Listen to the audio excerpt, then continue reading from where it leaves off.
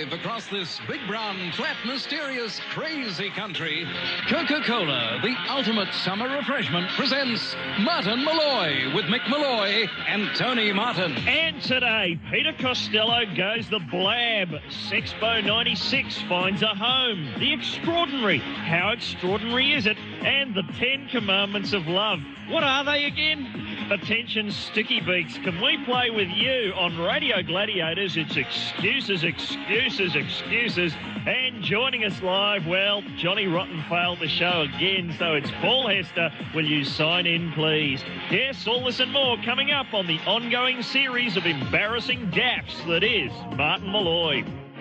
Madonna, hey Dad, get off the preach here at Martin Molloy. And who's in today for our Thursday edition? It's Thursday, so let's have our Thursday edition. It's me, Tony Martin, and this bloke here, Peter Costello's public relations advisor, Mick Molloy. And am I a busy boy today? What's going on? Oh, look, Tone, the Liberal Party have outdone themselves this time. Sure, since they came into power, there's been no shortage of gaffes, bloops, bleeps and blunders. But, well, up until now, they've been mucking about down the shallow end of the pool. Yeah. Move over, Alexander Downer. There's a new clown doing the rounds, going by the name of Peter Costello, who revealed details of a private conversation on interest rates he had with the chairman of the United States Federal Reserve, Dr. Alan Greenspan. Right. Now, the gaffe, which broke the unspoken rule that political leaders do not discuss private conversations with Greenspan, sent shockwaves through world markets and has prompted calls for his resignation. Right. Tone, this is just a sensational effort from the Treasurer. Here's a bloke who's not just happy to bugger up his own economy, he's going the whole hog. He's going to town on the world's largest. First Australia, then the US. He's like an economic serial killer. Everyone's trying to work out where he'll strike next. They're studying maps of the world. It's just got a big X across Australia, one across the US, seeing if they can identify a pattern, looking for motives. All they know is he's enjoying himself and says it's almost certain he'll strike again. He's done what? He's got his eye on Belgium, I reckon. I've been asking for it. They're begging for it. They're begging for the Costello treatment. He's done what no other Australian treasurer has ever done, Tone. He's moved the US bond market. Have a look at the graph. Have a look at this graph here. Okay. That's it there. Look at it. It's cruising along. No problems. Not fussed. Going about its business. Then it gets to the point here where Costello made his comments, and check it out. Much like the Treasurer himself on the midday show, it starts doing the Macarena. Check it out. It's going nuts. In medical term, it goes from no problemo to cardiac. It's stand clear time. You know, Tone, we all had a bit of a chuckle when Costello went the Macarena on midday. Yes. You thought, geez, what a goofball. But he looks harmless enough. Never suspecting that he was the architect of the next great global depression. He should have been halfway through his little jig on midday when a Terminator sent from the future lunged from the studio audience and saved us all from oblivion. Sure, it'd have to be a fairly old Terminator, possibly with blue hair and definitely opposed to Asian immigration, but otherwise we're all going to be wiped off the face of the planet. Speaking of Asia, that's where he's headed next after the US. Yeah, and they're real happy about that, Tone, let me tell you. There's an economy that's been bubbling along nicely, minding its own business. Yeah, well, wait till old Blabbermouth hits town. That'll get your economic charts up round Richter 9. He's expecting high-level talks, but I don't know. I can see Asian economists divulging sensitive information to Madame Vasso before our own Right Honourable Mrs. Jessup. Get yourself a cone of silence, Asian dudes. That's my tip. The Japanese economy. Yeah. Now, that's not exactly what you'd call a boutique arrangement. It's lying flat on its back on the canvas. Come on, Howard. Enough's enough. Call home your band of wandering minstrels. Get Downer and Costello, the world's most famous comedy duo, back here where we can keep an eye on them. And maybe, in a private conversation, strictly confidential, you could tell him he's sacked. That way it won't be long before we all get to hear the good news. That's Alanis Morissette with Head Over Feet here in Martin Molloy. Mick, can we talk showbiz for a second? Absolutely. Here's a story I found in the latest New Weekly. Friends star Courtney Cox, who I think is one of the female ones. Yeah. I've been watching it for weeks. I still can't tell them apart. But according to this article, Courtney dumped her boyfriend, former Batman Michael Keaton, because he refused to obey her 10 commandments. Well, he got what was coming to him. A list of golden rules she had stuck up on the fridge. Keep to these and we're fine. Batman warned tough-talking Cox. Break one and it's over. Now, it's a pretty comprehensive list. You've got, when I'm ready, you'll father my children. We don't discuss past lovers. Even if we're married, we must each keep a separate home. Keep any areas we share neat and tidy. Keaton, for his part, only had 2 commandments. Always rewind my video of Mr. Mom. And don't say I told you so whenever someone says I should have done a 3rd Batman movie. But have you ever heard of couples doing this, No. Nicky? Michael Hutchins and Paula Yates, would they have a 10 commandments on the fridge? I know they've got some tablets under the bed, allegedly, but not of the stone variety. But anyway, after checking this out, my girlfriend's been rather taken by it. Right. And she's decided to nut out 10 commandments for me. Oh, good. I've brought it in. Could we just go through it? Run through it, please. 10 commandments. Listen to this. Number 1, thou shalt not giggle like a maniac and shout, now that's funny, during Beavis and Butthead. I've said, OK, but the same rule applies to you during I do. That's the funniest hour of the week in our house around there. But here's another TV-related one. Number 2, when watching an action movie on video, thou shalt not constantly wind back to try and work out how they did some kind of explosion or effect. She hates that. Oh, yeah. Oh, hates that. I've said, look, feel free to do the same during a chick flick. You know, during How to Make an American Quilt, if you want to wind back to see how they did a certain stitch, go for your life. Number 3, thou shalt hang in there when we go into a women's clothing shop. Oh, no. I can be cool, calm, collected all day, enter a woman's clothing shop and just fall to pieces. There's no recognisable points of reference. Where do I look? What do I do? Suddenly I've forgotten how to walk properly. Any attempt at a helpful suggestion is a disaster. I just end up pointing at things that look good on me. Check out this black jacket. That'd go great with all my stuff. If you're lucky, there's a couple of other blokes being dragged around the shop and the 3 of you can set up a blokes enclave within the store. Right. Form a circle, all start talking about the footy. Join hands, guys. We can get through this together. Number 4, thou shalt let me drive at least once a year. And when you do, not act like it's one of those learner driver cars with the extra set of controls on the passenger side. Oh, hates that. Yeah. When I'm miming the steering wheel and the pedals. It gets on the nerves a bit. I can imagine. Number 5, thou shalt not walk around the house practising the phrase, there it is, the new one from Bryan Adams. Well, that's fair enough. Yeah. It's a bit specific, I'm in agreement. Yeah. Number 6, thou shalt not try and fake an interest when a tampon ad comes on the telly. Drop the bullshit, Martin. All blokes hate those ads. Don't try and pretend like you're some kind of sensitive bloke who knows what's going on in that department. You've been busted too. Number 7, thou shalt not leaf through my copies of Vogue magazine and pretend it's the fashions you're looking at. Oh, yes. Yeah. That's a great look there. Mm. She's got a great look there. Is that going to be big this summer? She's not wearing anything. That's a great look. Number 8, thou shalt not go off when I accidentally throw one of your head-to-toe fish suits in with the whites. Oh, well, that's a bit of a personal one, that one. Number 9, when hanging out my underwear on the clothesline, thou shalt not gesture to the neighbours and snicker, check 'em out, over-the-shoulder boulder holders. Is there anything wrong with that? I can't see anything. I don't know what's wrong. But... Just a bit of harmless fun. And number 10, thou shalt not embarrass me again on your radio program like you usually do when you're short of material by reading out this list. Could be some trouble tonight. Yeah, I'm going to get home and find all my fish suits out in the street. To be with you, that'll be Rochford here at Martin Molloy. Tonight, on The Extraordinary, we take a look at strange markings discovered on a piece of cloth, which amazingly have become the official Olympic logo.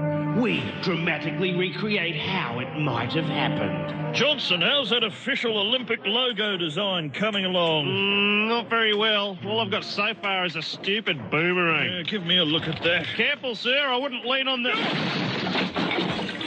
table. Oh, Lord, look what I've done to your design. It's brilliant. Quick, copyright it and let's start printing. We're rich, Johnson. We're rich. Also tonight, Ross Perot. Was that him in the basket of the flying bike in E.T.? Camilla Parker Bowles. Does she have some kind of crying game surprise in store for Prince Charles? Mother Teresa. Seen her lately? Yeah, right. Shouldn't that be great-grandmother Teresa? And in an extraordinary exclusive, we visit a house in England, some believe to be haunted by the ghost of that country's most famous comedian. There have been many strange occurrences, mostly in this room here. Right, well, let's take a look then.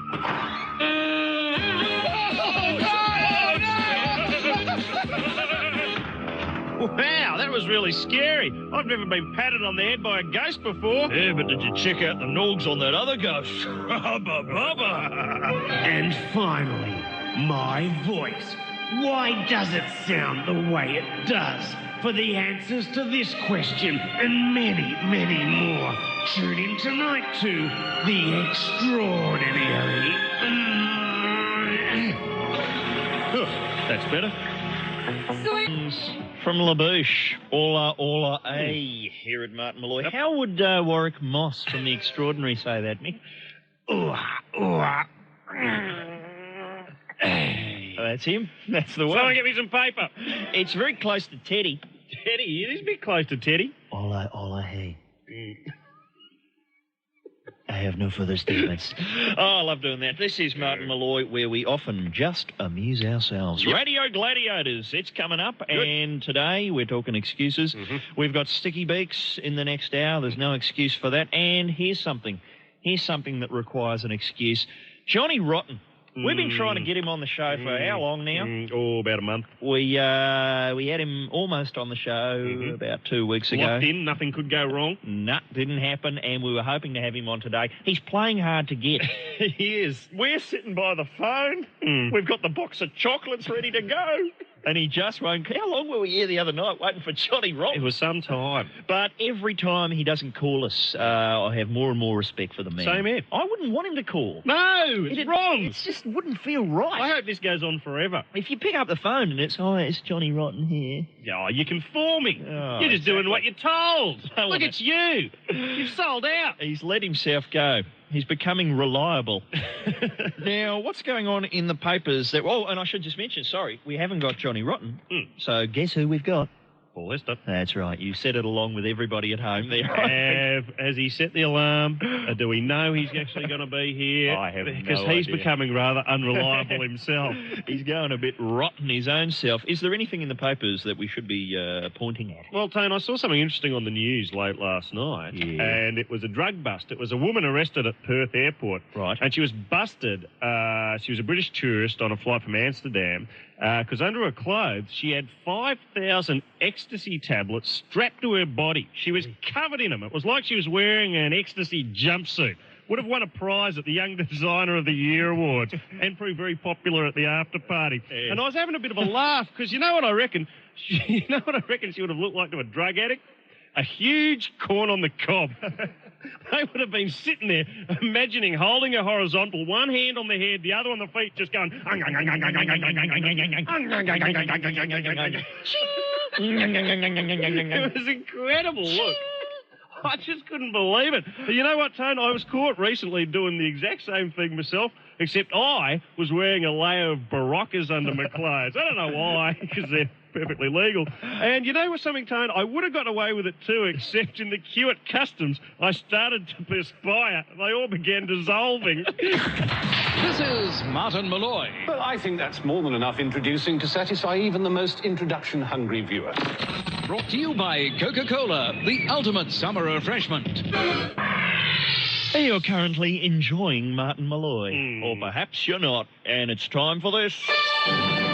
Radio Gladiators, your chance to represent your state and win fame, glory, and fabulous prizes. Here's today's challenge. Excuses. That's what we're looking for today. Bad excuses. Mickey, listen to this story from today's paper. I think this is from Melbourne. 9 men charged with being found at an illegal gaming house said they had just dropped by for a cup of coffee. A court heard yesterday. That's the worst excuse I've heard in 25 years, said the magistrate. And he would have heard a few. Just dropping by for a cup of coffee. You often hear bad excuses in court. I know people like to play the insanity card. That bloke in New York, the apparently, allegedly, the top mafia kingpin of New York, wandering around his neighbourhood in the pie jams and the dressing gown. We've talked about this before. playing the insanity card. I suppose that's not really an excuse. That's more of just a bit of shonky behaviour. Yeah. We're really looking for bad excuses today. Have you heard of any lately? Oh, well, there's always the old, I was in the backyard playing golf when the limo arrived to pick me up. Thank you very much, Mr. Simpson. That seems to work. And, of course, let's not forget me lungs are packed in. Look at me, I'm in a wheelchair, and better pass that face mask, I'm gone. Here's a good one. I know a bloke who went along to one of those live hypnosis shows. It could have been Martin St. James. It could have been Shane St. James. It could have been the lesser-known Gummo St. James. I'm not sure. But for weeks afterwards, he was using that as an excuse for everything. Forgot a birthday. Oh, I'm still under the effects of Martin St. James. There's nothing I can do. He's messing with my mental processes. But this bloke was pulling that for everything. Late for work. Oh, so I've been hypnotised. That's not a bad effort. That works. How's this? I know a bloke whose grandmother has died 5 times. She's a shocker. She just keeps coming back. Won't take no for an answer. And any excuse. Oh, you're not going to believe it, Mick. My grandmother's died again. on the weekend of a particularly unpopular wedding. Oh, yeah. Something like that. Anytime you like. I know a bloke who was late for work and claimed he'd been taken hostage by territorials during an army exercise. What? Oh, he was on the way to work, had to drive in from the country, got pulled over. It was an army war game exercise. There was nothing he could do. He was held hostage for a few hours. And he went with it. He rode that one all the way to the back. Well, he's a confident man. Here's one we've all heard at some stage. You're at a dinner table when a dung-like smell wafts across the room, resulting in a savage kicking for the dog. Oh, yes. We've all played that one. You mongrel! You bird dog! That's what Peter Costello tried to do when he dropped that gaff. It was the dog. The dog did it. It wasn't me. And here's one too. I actually used this in 1981. I had to be at my grandparents', didn't get there in time, and I said that I'd been caught up in the Springbok football riots. And the thing is, it was true. It was. And no one believed it. It was going, right, Martin. Remember that Springbok riots we had in New Zealand? I remember the Springbok riots, and from memory, there were some pretty hefty blokes going the tonk. Yeah. Now, did you turn up unscathed by any chance? I was, listen to this, I was on my way to the movies. And suddenly a rioting crowd came charging down the street. But I'll never forget the radio broadcast of that. This is when the Springbok rugby team were touring New Zealand. There was a lot of controversy. And there was a bloke, I heard a bloke on an AM radio station going, and I'm here in the middle of the riots and I'm being pushed down a cliff. Oh, my God! This is Brian Simpson, 1ZH, Hamilton. As he actually fell down a cliff, still filing the report. There's a good excuse. He didn't need an excuse. We've gone a bit off the subject. We have indeed. We're just looking for bad excuses for anything, for being late, for being missing a birthday. The worst excuse you've ever heard. In any context, and it has to be real, not made up. The excuse doesn't have to be, based in fact, but it has to be one that somebody actually tried to pull. Do we have a prize? Gracie, if you could move those magic fingers, please, as I inform you. If you win today, you'll be off to a luxury 5-star hotel in your hometown or the nearest hometown with a luxury 5-star hotel. That'll do. There's every extra you can imagine, and it's all thanks to our friends at Lipton's and their new range of herbal flavours. Listen to this one. Wildflowers and honey. Wildflowers and honey. Put your pants back on, Mick Molloy. That's a real flavour. I like wildflowers and I like honey. But put them together, and oh, what devilish cocktail have you constructed for my enjoyment. Thank you, Lipton's. Thank you. Mr. Lipton's to you. All right. Give us a call with your worst ever excuse. 1-800-657-657. Diesel, there's no excuse for that. All come together here at Martin Molloy. It's Radio Gladiators. We just want to hear excuses today. We want to hear real excuses, and we want to hear made-up, bogus excuses that you've tried out, that you've run up the flagpole. They've got to be good ones that we can use at a later date. That's right. That's what we're looking for. These will be noted down and stockpiled for us here on the program. We have members of the general public from every far-flung corner of the big brown land on the line with an excuse. Who's first? Mick Molloy. It's Jazz. How are you, Jazz? I'm fine, thank you. That's the way. Tell us about the excuse. Was it you?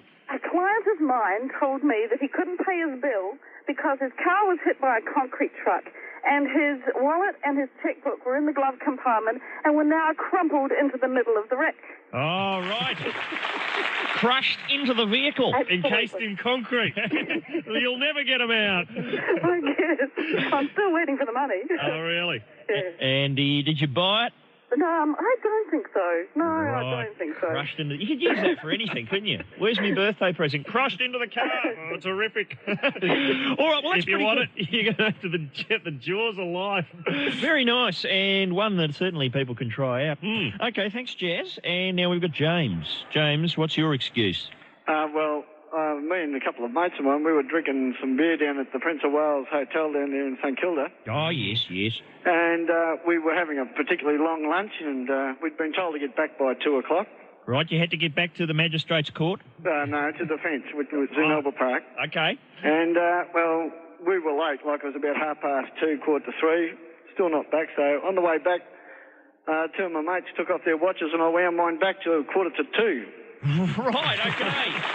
So they didn't have watches, and yours was somehow inexplicably... An hour late. An hour late? How's that? You thought they'd all of a sudden redesigned the international time zone. Correct. Yeah. Well, there's one you can use. And we got away with it too. Man, oh, really? They bought that one. Would they be listening to? Absolutely. Would they be listening to this program? Do you suspect, though, James? Who cares? It was a long time ago. It's all part of history. Yes. I actually remember winding my watch back 2 years to explain not visiting my relatives once. I didn't buy that one. Okay, thanks, James. Now we've got Laurel. Laurel, what's your excuse? My boyfriend at the time and I had only just moved into a new house. Mm-hmm. And he didn't come home one night, and his excuse was he forgot where he lived. Oh, forgot where he lived. He was back at the old place. Sleeping on the floor. Gee. Wondering where you were. Did you buy it? Did you buy it, Laurel? No, because he's now an ex-boyfriend, so... Oh, dear. How often do you reckon Bobby Brown forgets where he lives? Quite often by the sound of it. He's very forgetful. Oh, isn't he? He's forgetful to the max. Well, Okay. Laurel, well done. Weren't buying it. Thanks, No. Laurel. And how's things going with the new boyfriend? Excellent. He knows where he lives, doesn't he? I think he does. All right, well, let's speak to Pete now. Pete, are you there? Yeah, mate. What's your excuse? I was sent out to get some paint one day. I had those little cards with the colour on it that the wife picked out. Yeah. Now, on the way there, I lost a little card. And I picked out a colour which was pretty well close to what I had to get, but it was wrong. Right. And when I brought it back, she picked it up that it was wrong. And I told her that I told the guy in the paint store that the colour of our carpet and the colour of our lounge, and he punched it in the computer and he came up with this colour, which was better off than the other one. Oh, right. And how far off the mark were you, Pete? It wasn't really that far off, but it was totally wrong altogether. Gee, so you were able to blame it on the colour computer? Yeah. Computer error. Yeah. And was she buying that? She bought it. She's still outside. She's watering the garden. She doesn't know yet. She's not going to know either. Fantastic. Well, you could have just said it was a mix-up with that big shaking machine. Do you like the big shaking machine in the paint shop? Yeah. Oh, I love it. Do you think they use it to mix cocktails in the lunch hour? Yeah, a couple of cans of beer wouldn't go through either. I reckon they're always up to no good on that thing. I'd be trying to get into it myself. But anyway, thanks, Pete. We've got Jenny now with an excuse. Yes, hi, how are you? Not bad. What's your excuse? That's good. Well, I'll tell you what happened to me. I was working at a health club in Sydney, and I wanted to go and see the cricket, the one-day match with my husband and two children. And so I told the boss I had high blood pressure, and I'd slip down the stairs and I'd sprain my ankle. Right. And anyway, that was fine till I got there when my two sons had a fight, and we made them a big poster. And when they hit, Australia hit 4, and one of the boys had one end and the other one wouldn't hold the other end. Right. So I ran and held it. It hit the fence and I was on the big screen TV. Oh, I see. And the boss spotted it. It was a nightmare. He watched TV that night at 10:30, had his tea when he got home, and he's gone, oh. And he said, Jenny, you cost us 4 runs. That was the worst part. But I felt so awful because he was a good bloke. Right. So you'd fallen all the way down the stairs to the cricket. I think I ended up with high blood pressure by the time I got back to work. I felt so guilty. Hey, what'd you have on the sign, Jenny?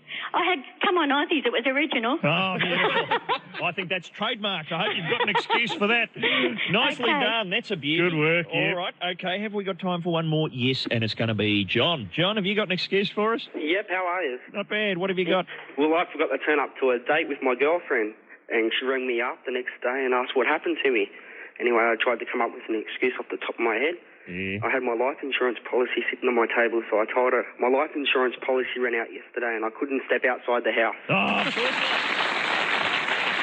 You might be hit by a falling safe or some such. Yep. And what was her reaction to that? Just a click and... Exactly, and I haven't heard from her since. Gee, I see. Well, I suppose it's slightly more convincing than I forgot where I live. But is that our witness? Some beauties there. I think being sprung on the... yeah, we're going Jenny's side. Nice, though, that excuse was, John, I think, for... Oh, my God. Pure colour and movement. We're giving it to Jenny. How's the blood pressure? Oh, it's gone again. Oh, no, she won't be able to go to work tomorrow. Oh, you'll have to go to the cricket Thank you now. very, very much. You didn't tell him you couldn't work today, did you? I'm shaking now. No. Because he's probably listening to the radio going, she's done it again. She's done it again. Well, you're off to a 5-star luxury hotel. Where are you calling us from? On the Gold Coast. Oh, I'm sure there's a few there. We'll get you into one of them, and there's every extra you can imagine, all thanks to our friends at Lipton's and their new range of herbal flavours. Thank you very, very much. I really appreciate it. All right, you, Jenny. Thanks, Jen, and thanks to everybody who took part. We'll be back in the next hour with a bloke who doesn't bother with elaborate excuses. I slept through my alarm, serves him every time. It's Paul Hester. This is Martin Molloy, brought to you by Coca-Cola, the ultimate summer refreshment. On SAFM. And in this hour of the program that makes Peter Costello look like the model of discretion, it's Sticky Beaks, it's Mick Molloy in Murder One, and it's Paul Hester talking through his hat. Here at Martin Molloy, all thanks to Coca-Cola. It's the ultimate summer refreshment. That's Mariah Carey. She'll always be your baby. Here at Martin Molloy, it's the second hour, and we were hoping to bring you Johnny Rotten at this point. But again. He stood us up again. He won't call. He won't write. We've got no idea if he's eating properly. So here, once again, to fill the rotten shoes, it's our favourite spare tyre. He's Paul Bloody Hester. Thanks, Paulie. Thank you. Now, didn't I fill in for him last time? You did. Every time Rotten fails to front, we're getting you in. That's your excuse now. That's your excuse. All right. If he doesn't turn up for one of his gigs when they're out here in Australia, watch out, because I'll be calling you. Esther. It's hard to know who looks older and stupider, isn't it, really? Well, listen to this. You two. Just tell the listeners what you've been talking about for the last 7 or 8 minutes. Oh, we've been talking Teddy. Murder One. Teddy from Murder One. I haven't been following Murder One, but I know you two and a lot of people around the nation have hung in there from the first step. Yes, we've all been here. We've all been waiting for Teddy to raise his voice. He's been talking like this for about a month. Do you think he'll... The fight has just begun. Yeah. Will he go off, do you think, in the final episode? I found out last night, I missed the week before, he had a bit of a root. I didn't realise that, but that came up last night. That was very interesting. So lawyers are people. Yes. I think that's the point they make. I think he did it. Yeah. Well, I reckon Teddy did it. Oh, no, have I ruined the ending? Oh, no! Oh. You know, for the next courtroom scene with Teddy, I reckon they should whack one of those little dicky kneecaps on him and just shoot him from behind. And what's going on? So the last night there was the verdict, but there's still more to go. There's still a bit of doubt in the air, isn't there? No. They showed everything in the little blurb about next week. Oh, to give it all away. Richard Crosby wheeled in on the wheelchair to give testimony because he has got the bloody video of the murder that took place, so they could have all just watched the video, had some chips and gone home, but instead they had a big, hearing. Right. But I mean, it's brilliantly put together by, who is it? Teddy Barocas? What's his name? He's great. Yeah, it's brilliant. He's a mastermind. He spins you around on a dime, doesn't he, Mick? He's the king. Stephen Bochco, he gives you back your BB bounce. I don't watch Murder One. I watch Teddy. Yeah, that's Teddy. It should just be called Teddy. Is that what it's called? He's been given the arse for the second series, and we're ropeable. Yeah. We are ropeable. Yeah, there's a whole new series next year, and they're not going to go Teddy. And it's going to be Anthony LaPaglia from Australia. Seriously, he's going to be filling in. I don't know if he's balding up. I don't know if he's taking over the role of Teddy. I don't know if he's going to be talking like this for the whole series, but we'll find out. He's not interested. He's being nuggeted by other cast members as we speak. All right, enough Teddy talk. I'm fed up with it. What else is going on, Paul Hester? Oh, nothing much. I mean, there's been a big week for me of TV watching. I can tell. The Arias were on, and there's a good month's worth of laying on your back, having a good old giggle at everyone else. Every other whacker that went up there and sat through the thing live. There's a bloody irony. You wouldn't have wanted to have done that. No, see, I've done that. I knew you guys were going to go up. That's why I said tracky decks. Make sure you're comfortable. It was very nice of them to put black tie on the invite, wasn't it? Dear, oh dear. Did you see some of the pants? People are accepting in tracky decks. Oh, there were some looks. The best look, though, there was something that was done that's never been done before by Glen A. Yeah. Glen A brought into the first time the crossover hair, like that slicked over Norman Gunston up top, with this plait down the back, which is incredible to put the two together. I've never seen the two being put together before. There's a crossover look that was introduced by an A. Burridge, a lawn bowler from Torquay in 34, and it's never actually been matched with a plait before. You know, but old A. Baker comes up with the... well, Teddy from Murder One may as well put the big plate down the back. He would have got away with it just as convincingly. He'd be on the next series. Yeah, that's what the Aries is all about, innovation. People were saying there's not enough innovation. Glen A's trying to oblige. There's too much sincerity for my money. I mean, we're just talking about music after all. I mean, what's happened to Tina Arena? Hello! Where's she gone with it? She's so sincere all of a sudden. I mean, Tina, loosen up, because, you know, in a few years' time it'll be Tina who, Marina? You know, it's all going to come, it's all going to go. She knows that, I know that, we know that. Let's have a giggle while we can, and then later on you might get your own TV show out of it. Listen to me. Kids, loosen up. But was there at any stage in the night you were getting the pangs of, I wish I was there? No. What about... it's so good not to be there. I can't tell you. The only person who acquitted themselves with any dignity, I feel, was young David Graney. Dave was so cute. Look, it was worth watching it, just to see those fingers go up. You know, he put those two fingers up. I've been doing it all week in cars to people and pulling up at lights, and I've been putting my fingers up and going, Dave Grady, king of pop. And people have been doing it back. It's like it's taken over. In a funny way, I've fallen in love with him. Yeah. He's the next... Finally, the king of pop is where it should be. Yeah, he's the only one who embraced it in the spirit. He wore you'll see cab drivers wearing the suit, wearing the crushed pink suit, maintaining the wig and giving you the one finger, or even the Dave Graney twirl. He's got the twirly fingers. He gave you the twirl. He gave us the twirl. We shouted out Dave. He gave us the twirl, didn't say a word. That's a big nod. All right. Well, enough self-congratulatory arias talk. Oh, dear. Let's go to a bit of music here at Martin Molloy. That's the Cranberries with Zombie here at Martin Molloy, where Paul Hester is sitting in for Johnny Rotten once again. Right. And, Paul, we sent you off on assignment this week. We said we need some art, we need some culture on the program. What did you go and see? I went down to the Hart Gallery in Melbourne and had a look at this Annie Leibovitz exhibition. Now, for people who don't know who Annie Leibovitz is, who is she? Photographer, takes a few snaps? Yes. Always on the front of the Rolling Stone? Well, she was the Rolling Stone, I suppose you could say, for years. You know, Annie documented so many things. She went on the big Stones tours. She did everything through the 70s, and she sort of became famous for creating portraits of celebrities. Right. And, but, you know, she's sort of also well known as a photojournalist too, so there was that element in there. It was pretty incredible. Yes. Yeah. Now, the Stones, was there much of that, because I know that particular tour, there was a bit of hijinks. There's 3 great pictures of the Stones. Yeah. And one of them's Mick Jagger's wrist, which has been slashed and stitched up. There's about 20 stitches in it. What happened there? What was that all about? Well, that's another story. That's the next picture is just Mick in the lift with a towel around his head and a bathrobe on. Right. Obviously lost. And the third picture is just Keith, unconscious, in a photo shoot with his trousers undone.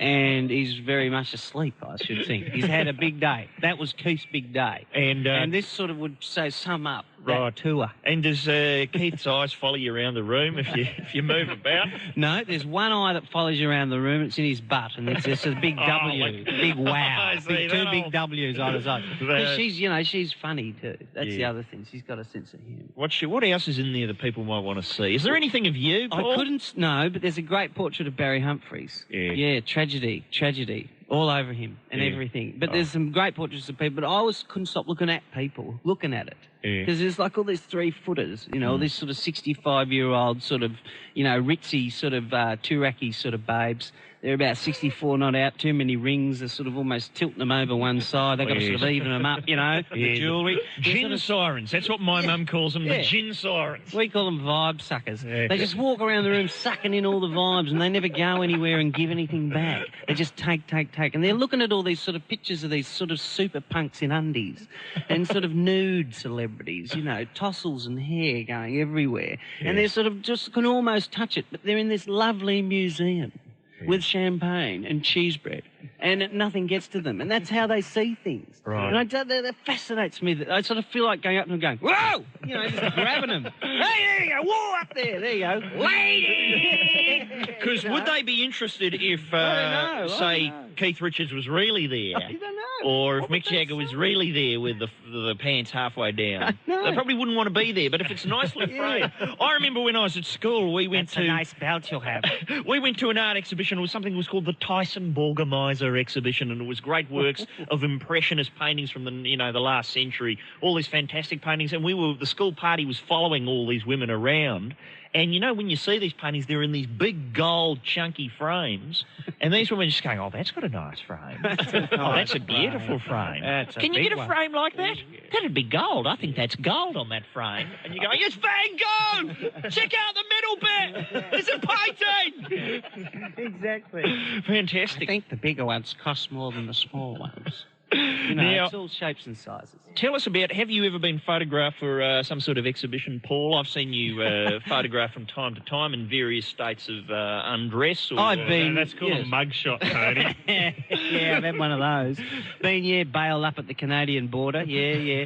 No, I have been exhibited. I have been hung in a few little museums. And, yes, and I think the Performing Museum in Melbourne had a little bit of a sort of ode to... you know, the crowdies. And I think there's some photos there. We had one we took on the set of the Today Show in America. We stopped the show and got this guy, Lenny, to come and take this shot. And he sort of stuck his big ass in front of the camera. All of a sudden, it was just his butt and a bit of Jane Pauley's knee. And they're freaking out upstairs. But he took this great photo of it. And, you know, that was in there. Did you get to meet Willard when you were on there? No, Willard was safely somewhere down in, you know, Seattle or something. What about, they always keep him at a nice, safe distance, don't they? And how's that Al Roker? He's doing that Nutty Professor film. Oh, you've got to amuse yourselves. Paul, thanks for coming in and filling in for Rotten again. Yes. If he doesn't show up next time, we're going to be calling you. Yes, well, I mean, I don't know. It's funny making a thing out of someone's failure, isn't it? But, I mean, perhaps that's my role in life. All right, well, should we get Paul to stick around for Sticky Beaks? Yeah, go on. I don't know if that's going to work. You're in it now, Paul. We'll give it a bash. That'll be next. Okay, let's go. Martin Molloy. Forgotten, not forgotten, forgiven. Here at Martin Molloy, that's the cause. Paul Hester has stuck around. He's just sitting in on the program today. Paul, have you had much to do with Peter Costello over the years? We're just throwing names at you, seeing what you come up with. There's a snag I'd like to turn over and burn the bum of. No, I haven't had much to do with him, slippery little character. Yeah. But you know what? I'm having a bit of a giggle now. You know what? We were talking about excuses earlier. Good excuses. Here's a great excuse you can use.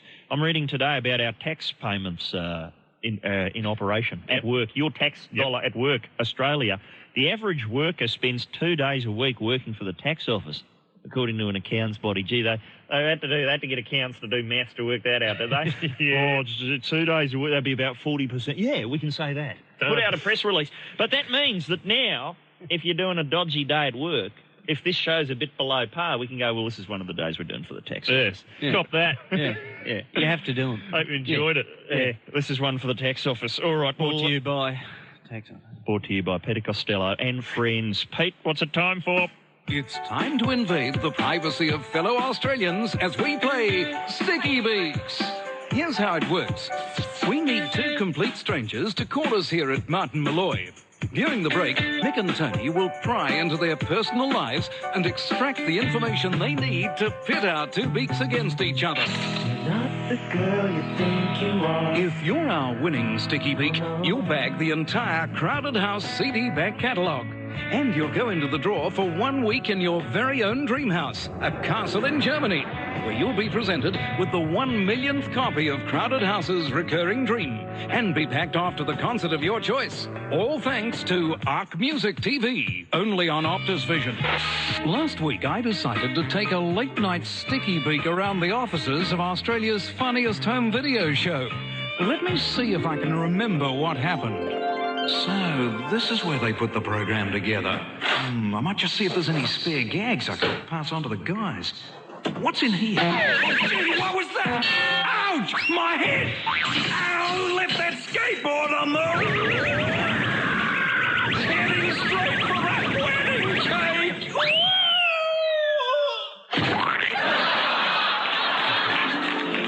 Back to you, lads. Oh! Thanks very much, Pete Smith. What a pro. Isn't it good to hear your album title said by Pete? Everything. To be said by anything's great.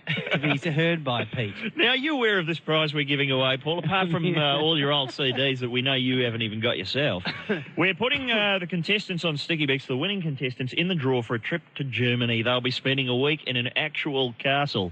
And somewhere along the line, they're being presented with the 1 millionth copy of your best of. Well, let's just hope they sell them in. I mean, I'll be out there buying the last 10,000. That's what it takes. That's you right. know, that could be a tax day. Now, just buying up CDs there, Pete. Well, what if they haven't got to 1 million? No one's explained that yet. Yeah, well, I don't think it's up to anywhere near 1 million. No, I think worldwide it's up to 1 million, I think.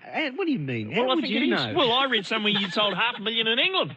I was reading that. Yeah, well, there's 500,000 more to go. Well, there's more bits of the world plus England. Yeah, Australia, New Zealand, there are for 60,000. You'd be big in Ghana. Ghana. What about the Ivory Coast? Shifting any units down there, mate? No, not units, shifting a few other things. No, look, it's nowhere near the mill. I don't know, it's news to me. I mean, I'll be rapt if it happens, don't get me wrong. Well, what do you want us to do, call the whole thing off? Is that what you're saying? I'm surprised. Rip that up, Tony. I don't want to hear another word about that castle or that infernal millionth copy. You'll be receiving the 27th copy of Crowded House. Only place you're going is Fantasyland. And of course, I'm assuming some record company drone crawls in with a copy of the CD for you. What about you? We've been talking about this for an idea. We squeeze you into a monkey suit, send you to Germany. You come charging in like Alfred the Butler, present the CD. You want for that, Paul?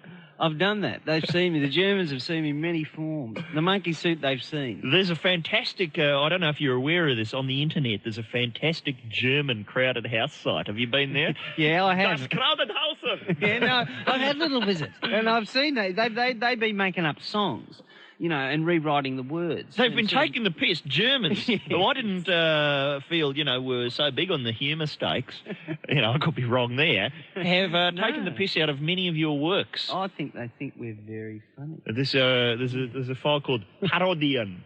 You go in there, it's Parodian, and it's Parodian of Crowded House songs. Yeah. We've gone off the subject. We're playing, it's true, we're playing Sticky Beaks. Call us now if you'd like to be beaked. 1-800-657-657. This is Martin Molloy. I don't like your style, your politics, or your sense of humor. I don't like what you say or how you say it. Brought to you by Coca-Cola, the ultimate summer refreshment. This is Martin Molloy. It's time for Sticky Beaks, poking their noses into other people's business today. We have Mick Molloy, Tony Martin, and Paul Hester sitting in on the program today. One of your tunes there, is it, Paul? That's a good tune, that. I think it's... who is that? It's from Get Shorty, but who's doing that? Because we get a lot of inquiries about the music. It's Stink. I think the name of that track is Stink, you'll find. Good. And let's get things underway. Who are the Beaks today? Well, this bloke here, he's all beak. It's Marcus. How are you, buddy? Good, thanks. That's all right. What are you doing with yourself, Marcus? Oh, not much. Why? I'm talking to you guys. Okay, I'm not giving too much away. Very unbeakly. Man of mystery. Where are you calling us from, Marcus? Queensland. Queensland. What's going on up there today? Not much. Really? I'm not giving much away again. Frank Tanti making any big moves we need to know about? No. Okay, I think we might be talking to Frank Tanton. Could be. And taking you on, Marcus, we have Angela. You there, Angela? I certainly am. Say hello to Paul Hester. Hello, Paul Hester. How are you? Good, I'm good, Angela. How are you? Things I'm well? rather well. Good. And are you a fan of Paul's work, Angela? Oh, I can't say no. All right, we'll see what you think That's the spirit. at the end of this segment. Good. We've got to get 1 million of those suckers off the shelves. All right, we're going to be roping Paul into the question asking caper today. Let's get the beaking underway. Mick, you kick things off. All right, Angela. A photo of Marcus once appeared in A, a local newspaper, B, his school magazine, C, Studley's in Australian Women's Forum. I have to go with C, I think. No! Marcus, you've never appeared in Studley's, have you? No. I was going to say B. We've heard it before. That's the Peter Costello technique. B would have been right too. School magazine. Were you in your uniform? What were you doing in the magazine? I was in my uniform, smiling. Smiling away. Yes. Do school magazines have a Studley's page? Not when I was a lad too, Martin. All right. Was there much Studley's work at the Annie Leibowitz? Oh, there was a fair amount of Studley pubic work. Yes. I see. Okay. We'll move on. Here's a question for you, Marcus, about Angela. Angela's dream date is A, Mel Gibson, B, Paul McDermott, C, that regurgitator bloke Stevie Starr. I'll go with A. No, she's a fan of Paul McDermott. Paul McDermott, ex of the Doug Anthony All-Stars. Is that right, Angela? Certainly is. Are you one of those women who used to go giggling and screaming along to the Das Kapital gigs? Well, yes, I was. Shamefully so, but... Right. And what do you think about the individual career paths of the All-Stars these days? Oh, look, I still think they're wonderful. Yes. And do you think they'll get back together for a bit of a reunion? Maybe do the RSL circuit? That's what I'd like to see. I'd like them to wait till they're about 60, squeeze back into them little black suits and get out on the game. All right. Well, and of course, the regurgitator bloke Stevie Starr. No, that's not your dream date. No, you don't want to be going to snog with that bloke. No. You could be taking possession of anything. It'd be good for when it come to pay the bill, though, at the restaurant. What about the tip? All right, what a... And C, always ask, what would Dave Graney do? Ooh, A? No! Sorry, darling. What it's is it? B. It's B. I'm afraid it's shorts, T-shirts and thongs will be big in Dave Graney this summer. Sorry. And how did you come to that idea, Marcus? That's what I always wear. So. That's all he's got in the wardrobe. Yeah, He's hoping. It's Marcus Gaultier, obviously. Have we got another question for him? Is it my turn again? Is it? Yes, Is that right? All right. I know, but I'm asking Angela. Oh, no, the wheels have fallen off. Ask Angela. Ask. All right, Angela, here's a question for you. Marcus's idea of a romantic evening is A, dinner for two at a Chinese restaurant. B, a stroll through the botanical gardens. C, 6 UDL ouzo and cakes and a visit to the trots. Well, I'm going to go with B because that's been the answer every other time. No. Sorry. It's dinner for two at a Chinese restaurant. Ain't that right, Marcus? In your shorts, T-shirts and thongs, you will be to die for. All right, now, it's a question for Marcus this time. Are you ready? This is about Angela. Angela's life most resembles which of the following TV programs? A, Seinfeld, B, Home and Away, C, Ocean Girl. A. Yes, Seinfeld. Yes. Oh, how is that the case, Angela? Oh, we just tend to sit around and talk about nothing a lot. All right. And is there a Kramer involved? No, there's not actually. We've got a couple of Jerrys, I would say. Lots of Georges in the group, but... What about a Newman? A what? A Newman? A Newman, the bloke up the hot corridor they don't like. No, we don't actually. Right, okay. All right, well, we're beaking away, and I think we've got a final question. And due to the luck of the draw, it's actually for Marcus again, because I think we blew it. No. But don't worry, it still ends up with 3 questions for everybody. Let's hear the final question, Paul. Okay, Marcus. The last party Angela threw could be described as A, relatively successful, B, a total disaster, or C, Sexpo 96. B. No, it wasn't a disaster. It was relatively successful. Was that one of your Seinfeld nights, Angela? Yeah, it was actually. Could you elaborate on that, Angela, for us? Relatively. Could you elaborate on that? Well, we basically sat around, ate a lot, drank a lot, and nothing really happened. I see. Ding, ding, ding, ding, ding, ding. All right, well, I think, in fact, Angela it's Marcus is our winner. Marcus is the only person who's answered one question correctly. But, Angela, listen to this. You've got a Martin Molloy fashion accessory. Great. Okay, throw that on, see what the neighbours think, see if you can get a sitcom going. And as for you, Marcus, you've got the Crowded House CD back catalogue. Yes. Yes, I wish I had one. Love Crowded House. We will Good on you, Marcus. We'll get you one, Paul. Don't worry. Before this is over, we'll get you one. And you've gone into the draw for the trip to Germany that we're reaching into the barrel for this Friday. Yes, I hope I win it. Okay. Take me. Can I do something for you? Oh, Yeah, sure. Okay, I just got my microphone ready. yeah. Where's it? It's that bloke! It's the pesky Marcus! We'll be back with more contestants, more beaks tomorrow. I'm Martin Molloy. Thank you, sir, but please don't shove your big nose in my business. Your big nose in my business. That's Nosy Joe, the nosiest guy I know. Dig that nose. Hey, there's Prince on about his hat here at Martin Molloy. Almost time to go, and we have got a treat. I know we've been talking Murder One a bit today, but we have got a treat for Murder One fans before we sign off today. Paul Hester's sitting in on the program.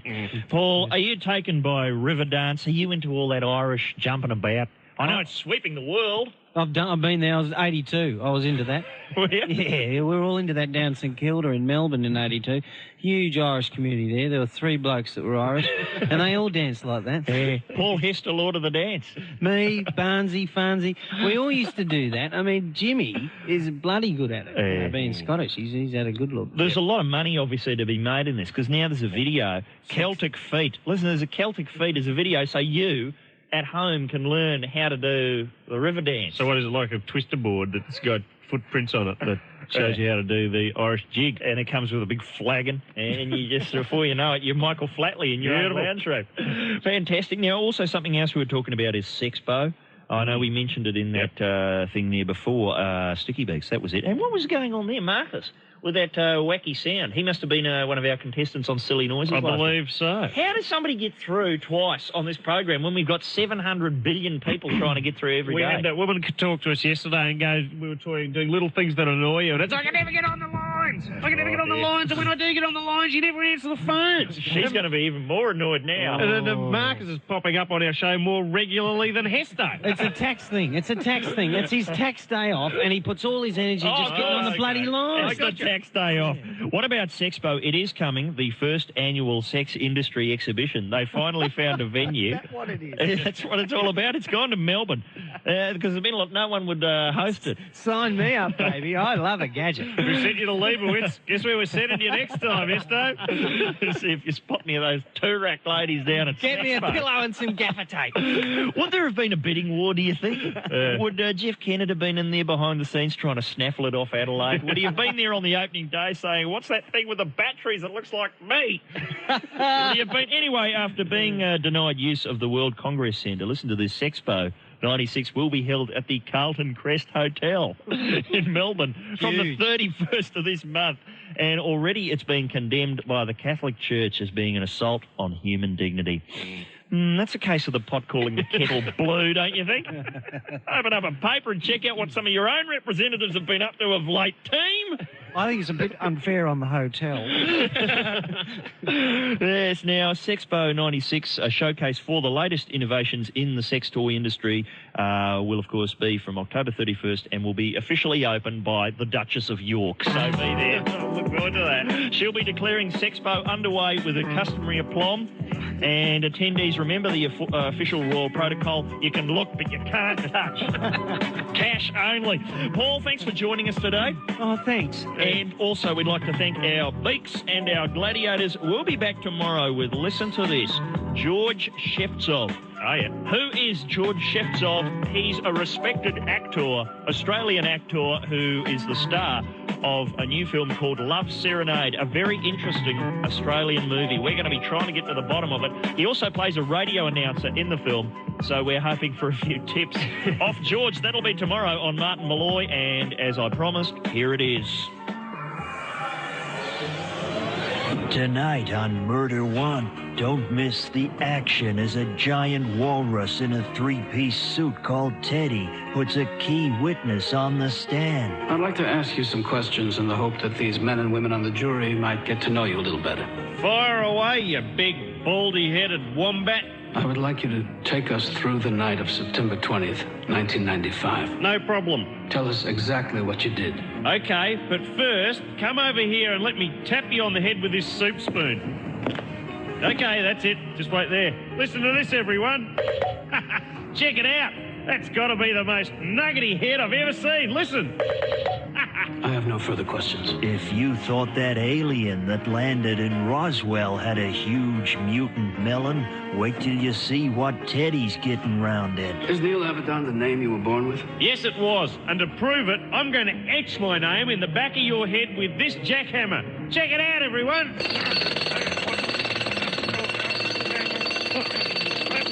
How about that, eh?